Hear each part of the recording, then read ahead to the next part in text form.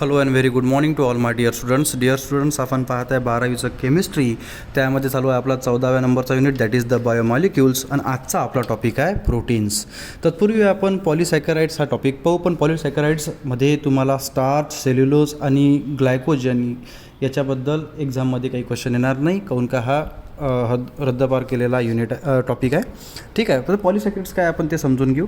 पॉलिसॅकराइड्स म्हणजे काय होते, जसं डायसॅकराइड्स म्हणजे असे ज्यांचा हायड्रोलिसिस केल्यावर 2 तुम्हाला मोनोसॅकराइड्स मिळेल, तसंच पॉलिसॅकराइड्स म्हणजे असे which on hydrolysis gives multi or many monosaccharides. ठीक आहे. Polysaccharides are form by the linking large number of monosaccharides. म्हणजे पॉलिसॅकराइड्स कसे बनतात, लार्ज नंबर ऑफ मोनोसॅकराइड्स एकमेकाला ग्लायकोसायडिक लिंकेजपासून. जसं हे बघा, हा अल्फा डी ग्लुकोजचा स्ट्रक्चर आहे, हा सुद्धा अल्फा डी ग्लुकोजचा स्ट्रक्चर आहे, आणि हा ऑक्सिजन बॉन्डिंग म्हणजे ग्लायकोसायडिक लिंकेज आहे.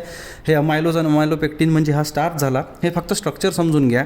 हे अमायलोपेक्टिन स्टार्च हा जर 2 पार्टनं बनतो. पहिला पार्ट त्याचा 15 ते 20% म्हणजे 15 to 20% अमायलोज आणि 80 to 85% हा अमायलोपेक्टिन असतो स्टार्चचा. आणि याच्यामध्ये तुम्ही पाहाल तर हा जो स्ट्रक्चर आहे, हा तो स्ट्रक्चर आहे जो आपण याच्या आधी पाहिला होता, ग्लुकोपायरॅनोजचा हा वाला स्ट्रक्चर. हे स्ट्रक्चर कसं काढायचं याच्या मादीच्या 2 व्हिडिओ लेक्चर्समध्ये आपण पाहिला आहे, ग्लुकोज म्हणा किंवा फ्रुक्टोज म्हणा. त्याच्यामध्ये अल्फा डी ग्लुकोपायरॅनोजचं 1,4 लिंकेज येऊन आला आहे, त्यामुळे अल्फा 1,4 ग्लायकोसायडिक लिंकेज. आणि हा जो अमायलोपेक्टिन आहे याच्यामध्ये 1,4 linkage along with 1,6 alpha glycosidic linkage आहे. हे फक्त स्ट्रक्चर लक्षात ठेवा. तुम्हाला दिसायला मोठं दिसते, पण याच्यामध्ये सगळे जे मोनोमर्स आहेत, म्हणजे हा जो अल्फा डी ग्लुको हा सेम आहे. ठीक आहे. फक्त याच्यामध्ये जेव्हा बॉन्डिंग लागते, इथं OH असेल तेव्हा एक H2O निघाला बाहेर, आणि ऑक्सिजनपासून बॉन्डिंग सगळ्या ठिकाणी सारखंच राहतं. ठीक आहे. तर आता आपण कॉन्सन्ट्रेट करू प्रोटीन्सवर. त्याच्या आधी काही तुम्हाला क्वेश्चन्स विचारलेले आहे. What is the product of reaction of acetic acid with ammonia. ठीक आहे. आपण राहिली गोष्ट ती तर समजा करूनच पाहू. अमोनिया. नाव ॲसिटिक ॲसिड म्हणजे काय होते बेटा, नाव CH3 C double bond O आणि हा OH. This is acetic acid म्हणजे ॲसिड. अमोनिया म्हणजे काय, तर NH3. आता होईन असं याच्यामध्ये सॉल्ट फॉर्मेशन होईल, म्हणजे न्यूट्रलायझेशन रिॲक्शन आहे. तर नाव CH3 हा C डबल बॉन्ड O हे ऑक्सिजनवर निगेटिव्ह चार्ज येईल, आणि हा जो आहे NH3चा काय होईल तर NH4 पॉझिटिव्ह, एक हायड्रोजन इकडे शिफ्ट होईल. काहून का हा बेसिक आहे, हा ॲसिडिक आहे, याला अमोनियम ॲसिडेट म्हटलं तरी चालेल. ठीक आहे. हां, right the structural formula of N methyl acetamide, जो तुमच्यासमोर काढलेला ॲसिटामाइड हा, आणि एक हायड्रोजन अजून रिप्लेस केल्यानंतर CH3 लागला, त्यामुळे N methyl acetamide. What are the nitrogenous nutrients in the human diet. Human डाएटमध्ये कसं आहे बघा, नायट्रोजनचे डाएट कोणते आहे म्हणतात, तर सरळ आहे, जे प्रोटीनचे डाएट आहे ते नायट्रोजनचे डाएट आहे, कारण प्रोटीनमध्ये नायट्रोजन कंपाऊंड्स असतोच. ठीक आहे. चालू करू. बघा काय आहे प्रोटीन्स म्हणजे बेटा, 14.3. Proteins are the fundamental structural materials of the animal bodies. Or असं म्हटलं तरी चालेल का, it is the building block element of the bodies. Whole and sole main constituent बॉडीचा जो कोणता राहते, कोणती गोष्ट, ते प्रोटीन राहतं. Protein is the form of enzyme play prime role in all the physiological reactions. म्हणजे जे एन्झाईम असतात बॉडीमध्ये, जे बायोलॉजिकल रिॲक्शन कॅटलाइज करतात, ते सुद्धा काय एक प्रकारचे प्रोटीन्सच असतात. आणि त्यांनी काय म्हटलं आहे, जे प्राईम रोल त्यांचा म्हणजे मुख्य रोल काय आहे त्यांचा, तर फिजिओलॉजिकल प्रोसेस रिॲक्शन काय करतात, ते बॅलन्स करतात. कोणाची गोष्ट, एन्झाईम, जे सुद्धा काय असतात, protein. The name protein was derived by the Greek word Proteus. म्हणजे हे जे प्रोटीनचं नाव, हे प्रोटियस नावाच्या ग्रीक वर्डहून पडलं. प्रोटियस म्हणजे फर्स्ट म्हणजे प्रायमरी, म्हणजे महत्त्वाचा, पहिला. ठीक आहे. आणि काय याचे न्यूट्रिशनल सोर्सेस आहे, तर सरळ आहे. तुम्ही आता कोणते लिहिले तर चालते, शक्यतो कशामध्ये प्रोटीन काही ना काही मात्रामध्ये असतेच. जास्तीत जास्त मिल्क झालं, पल्सेस झालं, नट्स झालं, फिश झालं, मीट झालं, ETC. Chemically proteins are the polyamides which are higher molecular weight polymers of the monomer unit called alpha amino acid. याच्यापेक्षा सिम्पल डेफिनेशन मी तुम्हाला सांगतो. Proteins are the higher molecular weight polymers containing nitrogen and which on hydrolysis gives alpha amino acid. म्हणजे protein असे ज्यांचं molecular weight हे एकदम हाय असतं, ज्यांच्यामध्ये नायट्रोजन असतं, आणि ज्यांचं हायड्रोलिसिस केल्यावर तुम्हाला अल्फा अमिनो ॲसिड मिळतं. ठीक आहे. आता अल्फा अमिनो ॲसिड काय ते पाहू. Proteins on complete hydrolysis gives rise to a mixture of alpha amino acids. म्हणजे प्रोटीनचं जेव्हा तुम्ही हायड्रोलिसिस करता तेव्हा तुम्हाला अल्फा अमिनो ॲसिड मिळते. आता अल्फा अमिनो ॲसिड कसं, आपण त्याचं स्ट्रक्चर पाहून घेऊया. जनरल आणि simple structure of alpha amino ॲसिडचं. हे बघा, या अल्फा अमायनो ॲसिडच्या स्ट्रक्चरमध्ये तुम्हाला ॲसिटिक ॲसिड ग्रुप पण दिसेल, आणि NH2 ग्रुपसुद्धा भेटेल. हा H, हा एक H, this is NH2, this is CH, आणि C डबल बॉन्ड O, आणि हा OH, आणि इकडे हा आर ग्रुप म्हणजे अल्किल ऑर एनी प्रोटीनचा जो अदर मॉलिक्यूल दिलेला आहे, म्हणजे तुम्हाला साईड चेन जी दिलेली राहते एक प्रकारची ती राहील. हा बदलला की तुमचा अमायनो ॲसिड बदलला. ठीक आहे. आता ह्या अमायनो ॲसिडमध्ये महत्त्वाची गोष्ट काय बघा, एक साईडनं तुम्हाला इथं अमायनो ग्रुप दिसतो म्हणजे बेसिक नेचर दिसतं आणि एक साईडनं ॲसिडिक नेचर दिसतं. आणि महत्त्वाची गोष्ट ह्या दोन्ही याच्यामुळे त्याचं क्लासिफिकेशन हे वेगळ्या वेळेनं होतं, ॲसिडिक, बेसिक आणि न्यूट्रल. तर ते आपण नंतर पाहू. बघा, दिस इज अल्फा अमायनो ॲसिड. आता हा कधी मिळतो, जेव्हा तुम्ही प्रोटीनचं काय करता, हायड्रोलिसिस. ठीक आहे. हे अशा प्रकारे रिॲक्शन आहे. प्रोटीनचं तुम्ही काय करता, हायड्रोलिसिस, तेव्हा अल्फा अमायनो ॲसिड मिळतं. ठीक आहे.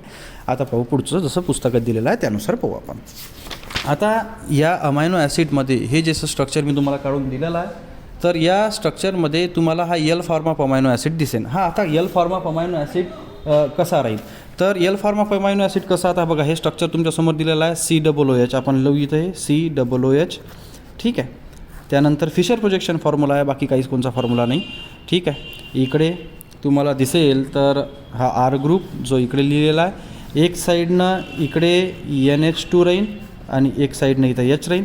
हे यल स्ट्रक्चर आहे. आता alpha amino acid, L amino acid का बरं म्हणतात त्याला, काहून का हा जो NH2 ग्रुप आहे हा कोणत्या साईडनं आहे, लेफ्ट साईडनं आहे. हा जर राईट साईडनं असतं तर डी अमायनो ॲसिड आपण बोललो असतो. ठीक आहे. पुढचं पाहू काय म्हणते बघा. आता याच्यामध्ये अजून महत्त्वाची गोष्ट आहे कशी, अकॉर्डिंग टू बुक म्हणा किंवा मी जसं लिहिलं तसं म्हणा. बघा याच्यामध्ये तुम्हाला एक अमाइन ग्रुप दिसतो, एक ॲसिडिक ग्रुप दिसतो. असा हा बॅलन्स अल्फा अमायनो ॲसिड आहे. अमायनो ॲसिड कसे असतात हे माझ्यानुसार सांगतो, क्रिस्टलाइन झाले, कलरलेस असतात, वॉटर सोल्युबल असतात, म्हणजे वॉटरमध्ये सोल्युबल होतात, ते नॉन व्होलाटाईल असतात. आणि महत्त्वाचं म्हणजे यांचं मेल्टिंग पॉईंट हे हार्ड असते, म्हणजे हाय असते, आणि हे सॉलिड्स असतात. अशा प्रकारचे आहे ते. ठीक आहे. हे फिशर प्रोजेक्शन फॉर्म्युला जे काढलं आहे ते मी जे बोलतो ते पुस्तकाच्या तुम्हाला पॅराग्राफमध्ये दिसेलच. आता आपण जे बोललो आहे बेटा की हा आर ग्रुप, ठीक आहे, हा आर ग्रुप हा रिप्लेस करून तुम्ही याच्यातला कोणताही जर का साईड चेन लावला तर त्यानुसार तो प्रोटीन होतो. जसं या आर ग्रुपला जर रिप्लेस करून मी H लावला तर तो ग्लायसिन होईल. जर या आर ग्रुपच्या जागी मी हा CH ग्रुप लावला तर ॲलानाइन होईल. जर ह्या CH आणि Me2 जर ग्रुप जर लावला मी तर हा व्हॅलिन होईल. म्हणजे याच्यापैकी तुम्ही ह्या 20 पैकी जो ह्या आरच्या जागी लावान त्यानुसार ह्या प्रोटीनचं नाव होईल. ठीक आहे. आता हे जे स्टार तुम्हाला दिसतात ना, हे सगळे इसेन्शियल अमायनो ॲसिड्स आहे. इसेन्शियल अमायनो ॲसिड काय पाहू आपण. तर ठीक आहे. The symbol R in the structure of alpha amino acid represent the side chain and may contain additional functional group. If R contains the carboxyl group then the amino acid is said to be acidic amino acid. म्हणजे acidic group असले जर ते आरच्या जागी जर COOH group असला तर acidic होईल तो.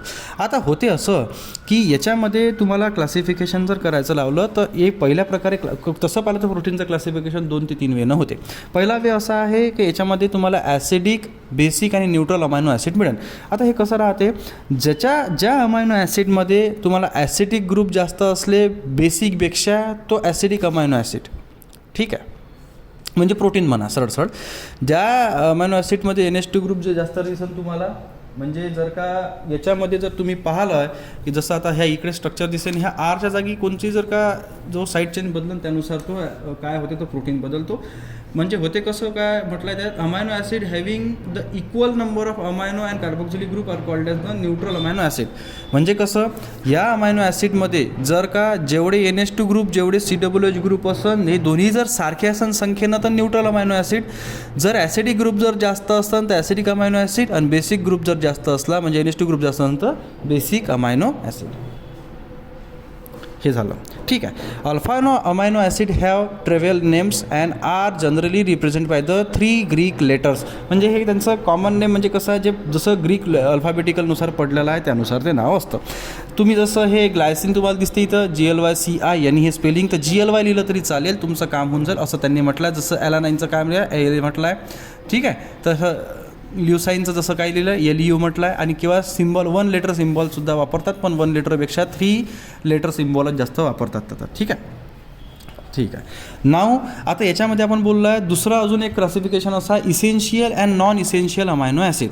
हे बघा काय म्हटलं आहे, जे अमायनो ॲसिड काय म्हटलं आहे त्यांनी, जे body we have obtain through the diet, म्हणजे जे तुम्हाला ह्युमन बॉडीला पाहिजे आणि जे डाएटमधून तुम्हाला मिळून राहिला आहे म्हणजे ते इसेन्शियल अमायनो ॲसिड आहे. नॉन इसेन्शियल अमायनो ॲसिड म्हणजे असे जे बॉडी स्वतः सिंथेसाइज करते. नॉन इसेन्शियल म्हणजे त्यांची गरजच नाही असं नाही आहे. इसेन्शियल म्हणजे जे तुम्हाला अन्नातून अमायनो ॲसिड मिळते त्याला इसेन्शियल म्हणतात. जे अन्नातून नाही मिळत, जे बॉडीला स्वतः सिंथेसाइज करायला लागते त्याला नॉन इसेन्शियल म्हणतात रे. हां, ठीक आहे. आता काही क्वेश्चन दिलेला तुमच्यासाठी.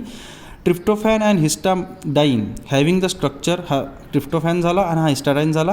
Classify them into neutral acid basic alpha amino acid. Justify your answer. Hint काय म्हटलं आहे, consider the involvement of lone pair of resonance. बघा इथं एकच तुम्हाला नायट्रोजन ग्रुप दिसून राहिला, इथं 2 नायट्रोजन ग्रुप दिसून राहिला, त्यामुळे हा न्यूट्रल झाला आणि हा बेसिक झाला. यासाठी याच्यामध्ये 2 नायट्रोजन ग्रुप्स आणि त्यानुसार त्यांचे लोन पेअर येईल आणि त्यानुसार त्यांचं डिलोकलायझेशनसुद्धा होईल. बेसिक शॉर्टमध्ये आन्सर. दुसरं, जसं आपण मगाशी बोललो आहे इथे की यांचं मॉलिक्युलर वेट काय राहते, मेल्टिंग पॉईंट काय राहते, हाय राहते. तर बघा तुम्ही, जसं जर काय तुम्हाला दिसेल, काय म्हटलं त्यांनी, compare the molecular masses of the following compound and explain the observe melting points. पहा फॉर्म्युला इथं तुम्हाला अल्फा अमिनो दिसत, त्याच्यामध्ये COOH ग्रुप आहे आणि NH2 ग्रुपसुद्धा आहे. त्याचा तुम्हाला मोलर मास 89 म्हणजे जुळतं मिळतं त्याच्यासारखं आहे. पण मेल्टिंग पॉईंट पहा 293 पण 5 डिग्री सेल्सिअस म्हणजे हाय मेल्टिंग पॉईंट आहे.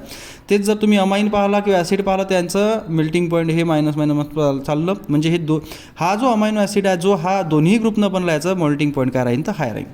अल्फा अमायनो ॲसिड्स आर तेच हाय मेल्टिंग पॉईंटवाले वॉटर सोल्युबल क्रिस्टलाइन सॉलिड आहे, अनलाइक सिम्पल अमाइन्स और कार्बोक्सिलिक ॲसिड आहे. These properties are due to the perpendicular structure called as the zwitter ion. आता होते कसं, zwitter ion कसा बनते हे आपण पाहू. बघा जसं हे स्ट्रक्चर मी तुम्हाला अमायनो ॲसिडचं काढलेलं आहे त्यानुसारच ते झ्विटर आयनचं हे झ्विटर आयनचं काय राहील स्ट्रक्चर राहील. बघा हा H2, हा N, ठीक आहे, इकडे CH, इकडे COOH ग्रुप आणि इकडे देऊ आपण एक R. ओके ना, हे R हा साईड चेन आहे. आता होते असं, this is a basic and this is the acidic. तर H इकडे ट्रान्सफर होऊन जाईल, त्याच्यावर लोन पेरा त्यामुळे ते होतेच. NH2चा होऊन जाते NH3, याच्यावर येते पॉझिटिव्ह कॅरेक्टर, हा CH आणि हा COO हा निगेटिव्ह कॅरेक्टर आणि हा एक R ग्रुप. आता बघा याच्यावर पॉझिटिव्ह निगेटिव्ह दोन्ही आला त्यामुळे झ्विटर आयन म्हणतात. आता डिपेंड आहे का ह्या अमायनो ॲसिडला तुम्ही कशात डिझॉल्व केला आहे त्यानुसार हे झ्विटर आयन बनते. ठीक आहे, असो. बघा आपण काय म्हटलं तेच झ्विटर आयनबद्दल बोलला. Amino acid can exist in the different form depending upon the pH of the aqueous solution in which it is dissolved. म्हणजे काय म्हणते, अमायनो ॲसिडची डिफरंट फॉर्म्स तुम्हाला दिसेल, डिपेंड तुम्ही त्या अमायनो ॲसिडला कशात सोल्युबल केलेलं आहे. हे झ्विटर आयनचं कसं बनलं ते दाखवलं तुम्हाला मी. पहा जर pH जर का 2च्या जवळपास असेल अशा सॅम्पलमध्ये जर टाकलं तुम्ही, ॲसिडिक सॅम्पलमध्ये टाकलं तर याच्यामध्ये तुम्हाला ओव्हरऑल +1चा चार्ज दिसेल त्याच्यावर. जर ते pH 6च्या जवळपास असेल म्हणजे न्यूट्रलच्या थोडं वर, म्हणजे कसं ॲसिडिक जर असलं थोडंफार तर याच्यावर दोन्ही प्रकारचे तुम्हाला झ्विटर आयन बनलेलं दिसेल. आणि जर अमायनो ॲसिड तुम्ही जर pH 10च्या जवळपास जर टाकत असाल तर बेसिक आहे, तर अशा कंडिशनमध्ये तुम्हाला इथं एक 1 निगेटिव्ह चार्ज तुम्हाला त्याच्यावर दिसेल. अशानुसार ते राहतं. ठीक आहे, आता पाहू पुढचं. आता मेन टॉपिक आलेला आहे पेप्टाईड बॉन्ड्स अँड प्रोटीन्स. आता पेप्टाईड बॉन्ड काय, प्रोटीन काय आपण पाहू. म्हणजे काय, आता काय म्हटलं त्यांनी, प्रोटीन काय म्हणते, proteins are known to break down into peptides in stomach and duodenum म्हणजे लहान आतडे under the influence of enzyme, pepsin being one of them which is secreted by the stomach. आता सिम्पल भाषेत त्यांना काय म्हणायचं ते समजून सांगतो. काय म्हणते, जे प्रोटीन ब्रेकडाऊन होते म्हणते कुठे, इंटू कशामध्ये, पेप्टाइड्समध्ये, कशामध्ये, स्टोमॅचमध्ये, under the influence of enzyme. म्हणजे जसं तुम्ही अन्न खाता वगैरे त्यातून जे प्रोटीन तुम्हाला मिळेल ते प्रोटीन बॉडीमध्ये तुमच्या पोटामध्ये तुटते, त्याचं कशामध्ये कन्व्हर्शन होते, पेप्टाईडमध्ये रूपांतर होते. आणि हे कशाला आहे, त्याच्यात रिस्पॉन्सिबल असते, पेप्सिन वगैरे रिस्पॉन्सिबल राहते, त्याच्यामध्ये सरळ एन्झाईम म्हटलं तरी चालेल. Proteins are form by the connecting alpha amino acids to the each other. म्हणजे प्रोटीन कशी तयार होते म्हणते, अल्फा अमायनो ॲसिड एकमेकाला कनेक्ट झाल्यावर. जसं हे ग्लायसिन आहे, लॅलानिन आहे, हा सुद्धा एक अल्फा अमायनो ॲसिड आहे, हा सुद्धा एक अल्फा अमायनो ॲसिड आहे. याला जर कसं तुम्हाला एकमेकात जोडून प्रोटीन तयार करायचं असेल, आता हे झालं प्रोटीन आणि हे झालं अल्फा अमायनो ॲसिड. आपण काय म्हटलं, प्रोटीनचं जर हायड्रोलिसिस केलं म्हणजे प्रोटीनमध्ये H2O मॉलिक्युल ॲड केला तर तुम्हाला अल्फा अमायनो ॲसिड्स मिळतात. ठीक आहे, मग अल्फा अमायनो ॲसिड्सचं जर का तुम्ही जर का वॉटर मॉलिक्युल लॉस करता तर तुम्हाला प्रोटीन तयार करता येते. एक प्रकारे कागदावर लिहिण्यासाठी तर ठीकच आहे. जसं पहा तुम्हाला इथं NH2CH2 आणि COOH म्हणजे इथं R ग्रुपच्या जागी H घेतला आणि इथं R ग्रुपच्या जागी CH3 घेतला आहे. बाकी सगळं सेम असतं. बघा याच्यातला OH आणि याच्यातला एक H गेला तर काय होईल, हा CO हा निघाला. जसं तुम्हाला इथं पाहण्यासाठी जर पाहिजे असेल तर एक हा हायड्रोजन गेला आणि हा एक, आणि इथं राहिला काय पहा NH आहे आणि हा CO. हा जो बॉन्ड आहे याला आपण म्हणतो पेप्टाईड बॉन्ड, म्हणजे सरळ त्याला पेप्टाईड बॉन्डच म्हटलं लागेल. पहा कसं मी तुम्हाला सरळ ते बुकवर काढून दाखवतो.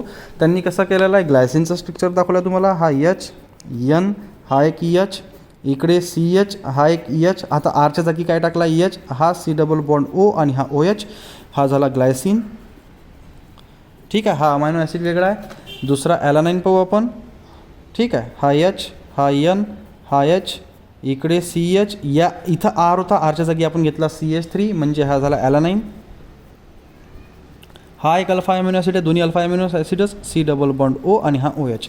बघा मित्र हो, यातून फक्त वॉटर मॉलिक्यूल लॉस करा तुम्ही आणि तुम्हाला जे रिझल्टचं स्ट्रक्चर मिळेल ते निघेल प्रोटीनचं. ठीक आहे, मायनस H2O आणि बाकी जसच्या तसं लिहून टाकायचं किती मोठं स्ट्रक्चर असो. H N हा H, हा CH, हा C डबल बॉन्ड O आणि हा N आणि हा एक H, CH, C double bond O आणि हा OH आणि इकडे लागन हा CH3 ग्रुप. हा जो बॉन्ड यांच्यामध्ये तिथं बनलेला आहे पेप्टाईड. ठीक आहे, दिस इज पेप्टाईड बॉन्ड आणि हा प्रोटीनमध्येच असतो. ठीक आहे, अशा प्रकारे असते. आता जर का ग्लायसिनच्या जागी दुसरा कोणता असेल तर इथं चेंज होईल आणि हा जर इकडे आला, याच्या जागी जर दुसरा कोणता प्रोटीन असेल तर इकडे चेंज होईल. बाकी कोणताही प्रकारचे चेंजेस याच्यामध्ये राहत नाही आणि त्याच प्रकारचं तुम्हाला पुस्तकामध्ये पॅराग्राफसुद्धा दिलेला आहे, बाकी काही नाही. आता 2 अमायनो ॲसिड आहे त्यामुळे डायपेप्टाईड. ठीक आहे, 3 जर अमायनो ॲसिड असेल तर ट्रायपेप्टाईड, 4 अमायनो ॲसिड असेल तर पॉलीपेप्टाईड. काय म्हणतात, by the polypeptide bond it can be seen that the peptide bond or the peptide linkage, म्हणजे बॉन्ड म्हणा किंवा लिंकेज म्हणा, linkage is the same what is describe as secondary amide in organic chemistry. Combination of third molecule of alpha amino acid with dipeptide would result in the formation of tripeptide. म्हणजे काय म्हटलं आहे त्यांनी सिम्पलमध्ये, की जर का आता हा जसा बनला आहे याच्यात जर अजून एक जर का अल्फा अमिनो ॲसिड आला तर तो ट्रायपेप्टाईड होईल, अजून एक आला तर मग टेट्रापेप्टाईड, पेंटापेप्टाईड, असं 10 पर्यंत होईल. 10 नंतर आपण त्याला मल्टीपेप्टाईडच म्हणत असतो. ठीक आहे, आता पहा, when the number of alpha amino acid link by the peptide bond is more than the 10 the called the polypeptide. सरळ पॉलीपेप्टाईड जे आपण त्याला म्हणत आलेलो आहे. आता इकडे तुम्ही लक्षात द्या, मी तुम्हाला काही सिंपल गोष्टी समजून सांगतो. याच्यामध्ये तुम्हाला C टर्मिनल आणि N टर्मिनल नावाची गोष्ट असते.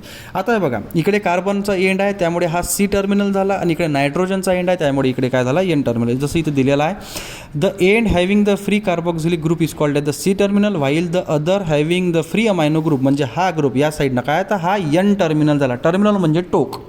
ठीक आहे, इन द डायपेप्टाईड.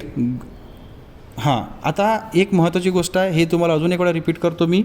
या रिपीटमध्ये काय, हा जो प्रोटीन तयार झालेला आहे ग्लायसिल ॲनालिन त्याचं नाव, ॲनालाईन त्याचं नाव दिलेलं आहे आणि याच्यामध्ये त्यांनी हेच म्हटलं आहे का ह्या साईडचा जो कार्बन आहे हा झाला तुमचा कार्बन टर्मिनल आणि ह्या साईडचा हा जो नायट्रोजन म्हणजे NH2 ग्रुप आहे हा झाला नायट्रोजन टर्मिनल, बाकी काहीच नाही. आता याच्यानंतर आपण पाहू की टाईप्स ऑफ प्रोटीन. आता टाईप्स ऑफ प्रोटीनमध्ये 2 प्रकारचे टाईपचं पाहिले. तिसरा पहिला टाईप कोणचा, जसं दिलं नाही आहे तुम्हाला पुस्तकात पण नॉलेजनुसार सांगतो माझ्या, त्याच्यामध्ये तुम्हाला ॲसिडिक, बेसिक, न्यूट्रल हे राहील.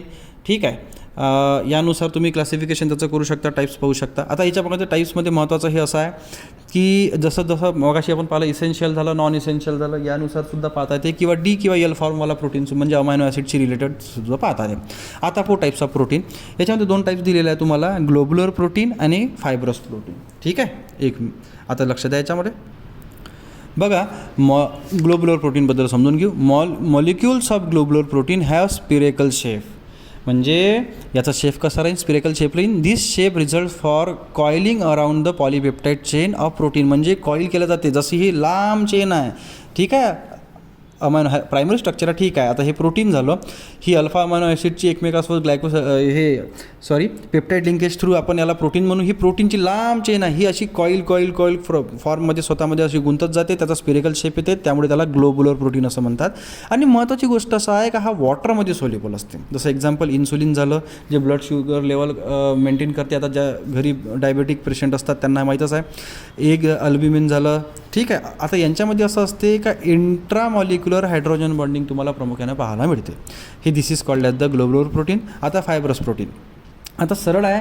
फायब्रस प्रोटीन म्हणजे कोणकोणचे, दे आर सरळ आहे का ते सुद्धा वॉटरमध्ये हे वॉटरमध्ये इन्सोल्युबल असतात, हे वॉटरमध्ये सोल्युबल असतात.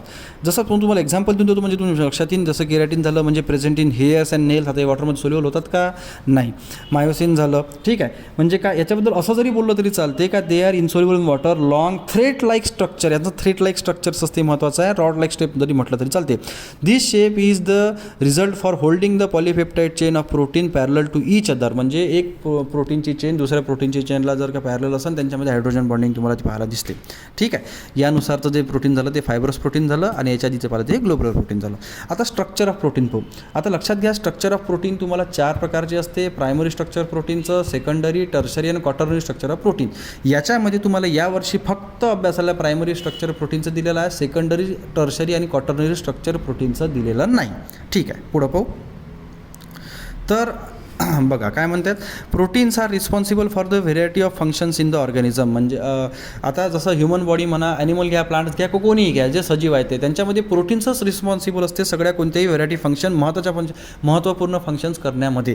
नखं वाढत असेल तरी प्रोटीनची गोष्ट आहे, नखं कमी होत असेल तरी प्रोटीनची गोष्ट आहे. बॉडीमध्ये जर का एखाद्या पार्टची बरोबर डेव्हलपमेंट होत नसेल तरी प्रोटीनची गोष्ट येते, किंवा कोणत्याशी रिलेटेड जर तुम्ही पाहता तर प्रोटीनच रिस्पॉन्सिबल असते. तुम्ही पहा ना, कोणत्याही गोष्टीमध्ये आपण प्रोटीन कमी झालं तर आपल्याला बॉडीमध्ये इफेक्ट पाहायला दिसतातच, ठीक आहे. Proteins are responsible for the variety of functions in the organism. Proteins of hair, muscle, skin, म्हणजे हे सरळ त्यांचे एक्झाम्पल दिलेलं आहे. Give shape to the structure, म्हणजे give shape to a structure. While enzymes are protein, म्हणजे सगळे enzyme काय असतात, प्रोटीन्सच असतात, जे which catalyse the specific reactions असं म्हटलं तरी चालेल. आता प्रायमरी स्ट्रक्चर आपण कडे थोडं लक्ष देऊ बेटा.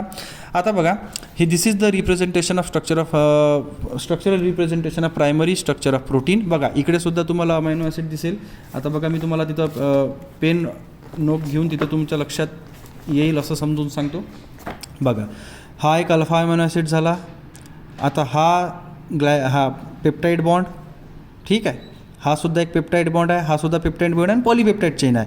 या साईडनं NH आहे त्यामुळे N टर्मिनल, या साईडनं C आहे, हा कार्बनचं C आहे त्यामुळे हा कार्बोनिल टर्मिनल आहे. याच्यामध्ये हे प्रायमरी स्ट्रक्चर आहे. प्रायमरी स्ट्रक्चर कसं असते पाहून घेऊ. काय म्हणते in primary structure of protein, it is the sequence of constituent alpha amino acid residue linkage of by peptide bond. म्हणजे काय म्हटलं आहे त्यांनी का सिम्पलमध्ये काय म्हणतात, ऑल द प्रोटीन, म्हणजे काय अदर वर्डमध्ये त्याला काय म्हणायचं आहे बघा, की आता ह्या स्ट्रक्चरकडे लक्ष द्या तुम्ही. All protein contain peptide linkage as a backbone, म्हणजे पेप्टाईड जे लिंकेज आहे त्यांची काय राहते, तर बॅकबोन राहते. Each protein has its own characteristic sequence of group R. म्हणजे आता हा आर जर बदलला तर प्रोटीन बदललं, आणि प्रोटीन बदललं तर त्याच्या प्रॉपर्टीज बदलल्या. The primary structure of protein refers to the sequence of amino acid held together by peptide bond. म्हणजे हे जे प्रायमरी स्ट्रक्चर असते हे एकमेकासोबत अल्फा अमिनो ॲसिड कशा एकमेकापासून जोडलेले आहे, पेप्टाईड बॉन्डसारखं, ठीक आहे. ह्यानुसारच तुम्हाला त्यांनी बोललं गेलेलं आहे, ठीक आहे. तर एनी चेंज, आता काय म्हणतात बघा, any change in the sequence of amino acid residue result in a different protein. म्हणजे जर का याच्यामध्ये सिक्वेन्स जर चेंज झाला तर त्याचा प्रोडक्ट जो राहील तो डिफरंट येतो असं त्यांनी म्हटलं आहे. Primary structure of protein is represented by written in the 3 letter symbol of amino acid. आता जसं मगाशी मी तुम्हाला बोललेलो आहे, जसं ह्या तक्त्यानुसार जो पॉईंट मी डबल एक वेळा रिपीट करतो, की याच्यामध्ये तुम्हाला कंप्लीट नाव लिहिणं महत्त्वाची गरज नाही आहे. 3 लेटर सिम्बॉल लिहिलं तरी चालेल, जसं ग्लायसिनचं GLY आणि बाकी रिमेनिंगचं तसंच त्यानुसार राहील. आता होते कसं, the symbols are separated by the dashes. जसं हे बघा इकडे लिहिलं आहे, ॲलॅनिन झालं, ग्लायन झालं, टायरोसिन झालं, हे डॅशनं एकमेकापासून सेपरेट झालं. This dash represent the peptide bond linkage between the alpha amino acid which is the constituent of the protein. Now according to the convection, the N terminal amino acid residue as written in the left side and the C terminal amino acid residue at the right side. ठीक आहे. जसं इथे तुम्हाला problem दिलेला तर problem थोडा समजून घेऊ. तर problem 14.4 write down the structure of amino acid constituent the following peptides. बघा आता इकडे लक्ष द्या रे. हा तुम्हाला प्रोटीनचं कम्प्लीट एक स्ट्रक्चर दिलेला आहे आणि त्यांनी काय म्हटलं तुम्हाला त्याचे फॉलोविंग पेप्टाइड बॉन्ड्स दाखवा. सरळ सरळ आहे. इथं पहा, इथं COO, इथं OH असेल, इथं H असेल, इथचा एक H2O बाहेर निघाला, -H2O, इथचा एक H2O बाहेर निघाला. बघा इथं तुम्हाला दिसन हा जर H2O टाकला तुम्ही टाकला तर याचा अल्फा अमायनो ॲसिड तुम्ही काय काढू शकता, बाहेर काढू शकता. आता राहिली गोष्ट सेकंडरी, टर्शरी आणि क्वाटर्नरीची. जसं सेकंडरी झाला, हा टर्शरी झाला, जसं हा टर्शरी झाला आणि हा क्वाटर्नरी स्ट्रक्चर झाला प्रोटीनचा. हे तुम्हाला स्टडीला आहे नाही. ठीक आहे. आता यानंतर आहे डिनॅच्युरेशन ऑफ प्रोटीन. आता डिनॅच्युरेशन ऑफ प्रोटीन काय आहे बघा. सर सिंपल भाषेमध्ये सांगतो. The denaturation is a process by which the molecular shape of protein change without breaking the peptide bond. म्हणजे आता होते कसं, प्रोटीन कशानं बनलेलं आहे, प्रोटीन एक अमायनो ॲसिड दुसऱ्या अमायनो ॲसिडला कशानं लिंक आहे, पेप्टाईड बॉन्डनं लिंक आहे. जसं आपण बोललेलं आहे, जसं हे ह्या प्रकारचं स्ट्रक्चर आपण आता याच्या आधी पाहिलं. हे असं याच्यामध्ये पहा, पेप्टाईड बॉन्ड झाला. ठीक आहे. कोणचा, हा वाला पेप्टाईड बॉन्ड झाला, हा पेप्टाईड बॉन्ड झाला, हा पेप्टाईड बॉन्ड झाला, यानुसार आहे. तर आता एक महत्त्वाची गोष्ट अशी का जसं हे स्मॉल रिप्रेझेंटेशनसुद्धा आहे, हे याच्यामध्ये पॉलीपेप्टाईडचा बॉन्ड झाला. ठीक आहे. हे बॉन्ड जर का तुटत असन, म्हणजे न तुटता जर का प्रोटीनचं जर का सरळ डिनॅच्युरेशन झालं, त्याला आपण डिनॅच्युरेशन प्रोटीन म्हणू. काय म्हटलं आहे पहा, denaturation is a process by which the molecular shape of protein change without breaking the amide peptide bond that forms the primary structure. जसं पहा इथं कॉईल ग्लोब्युलर प्रोटीनचं तुम्हाला स्ट्रक्चर दिसेल, कॉईल झालेलं, हे अनकॉईल झालेलं स्ट्रक्चर आहे. साधा सरळ जर एक्झाम्पल घेतलं, तुम्ही जर अंड उकळलं तर सरळ काय होते, ते बॉईल्ड होऊन राहिलं, म्हणजे डिनॅच्युरेशन झालं प्रोटीनचं. आता डिनॅच्युरेशन होऊन राहिलं म्हणजे त्याच्यामध्ये एक्झाम्पल जर झालं सरळ, अजून एक्झाम्पल पाहिजे तुम्हाला, मिल्कचं कन्वर्शन कर्ड म्हणजे दह्यामध्ये कन्वर्शन करून राहिलं तुम्ही, म्हणजे सरळ त्या प्रोटीनचं डिनॅच्युरेशन झालं. आता होते असं, आता जनरली असं आहे, ही जे प्रोसेस आहे ते इरिव्हर्सिबल प्रोसेस आहे. असं तुम्ही कधी झालं का की अंड उकळलं डबल तुम्ही ते पूर्ववत केलं नाही. कारण का एक वेळा जर प्रोटीन डिनॅच्युरेट झालं तर त्यानंतर ते डिनॅच्युरेशन प्रोटीन होते आणि त्याचं जे स्ट्रक्चर आहे ते स्ट्रक्चर डिस्ट्रॉय होते आणि ते पुन्हा ते स्ट्रक्चर होत नाही. कारण का जे प्रोटीन कॉईल फॉर्मेशनमध्ये असते त्याचं कॉइलिंगचं अनकॉइलिंग होते. जसं सेकंडरी टर्शरी स्ट्रक्चरमध्ये पहा, इथं कॉइलिंग दिसते तुम्हाला प्रोटीनचं, यानुसार तुम्हाला सेकंडरी टर्शरी स्ट्रक्चरमध्ये प्रोटीनचं कॉइलिंग दिसते. हे कॉइलिंग त्यांचं डिस्टर्ब होऊन जाते एक प्रकारे आणि त्यानुसार त्याचं होते डिनॅच्युरेशन. बस. तर यानुसारच आपला आजचा हा टॉपिक होता. उद्याच्या टॉपिकमध्ये आपण एन्झाईमबद्दल माहिती घेऊ. काही क्वेश्चन असेल तर विचारा. आजचं लेक्चर एवढंच. धन्यवाद.